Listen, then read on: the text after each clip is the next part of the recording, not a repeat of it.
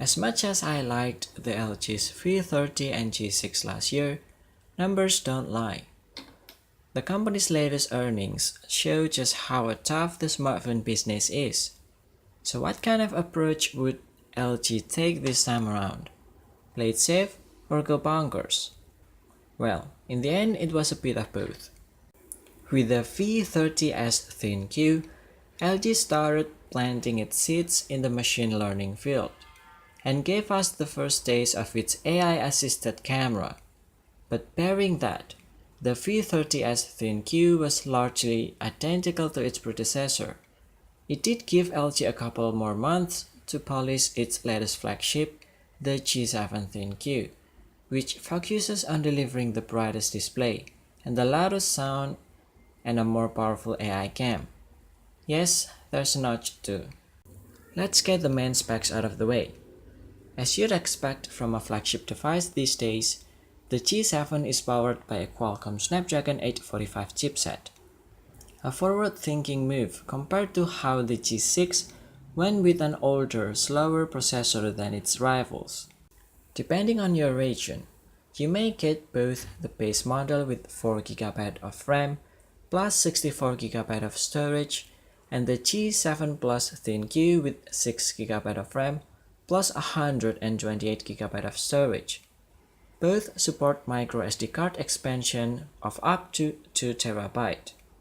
There's also a familiar looking camera bump plus a fingerprint reader on the back, though the latter no longer serves as a power button. You'll have to use the new dedicated button on the right.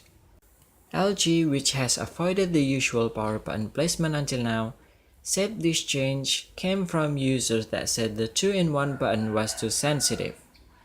Besides, users can set up the new power button to quick launch the camera app with a double tap, which I find far more convenient than turning on the screen for the shortcut icon. Speaking of, there's yet another new button positioned below the volume keys on the left, the Google Assistant key.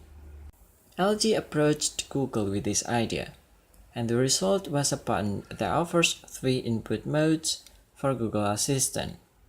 Click once for the usual voice input, press and hold to talk to Google Assistant as if you're using a walkie-talkie, and double-click to toggle visual recognition. And yes, all 3 input methods let you skip the OK Google command. I'm already starting to enjoy this more straightforward approach. It's just less dorky. But should you wish to use that same old voice command to toggle Google Assistant, the G7's dual mic super far field voice recognition can pick up one's voice from up to 5 meters or about 16 feet away, even in noisy environments, supposedly.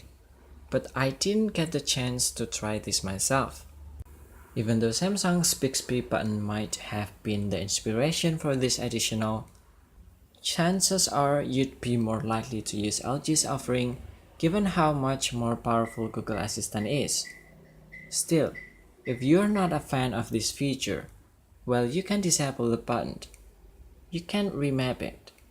Despite the name, the G7 inherited many qualities of the V30 series in terms of look and feel, especially with the shiny finish, curvature, the shape of the camera bump, and the screen's rounded edges.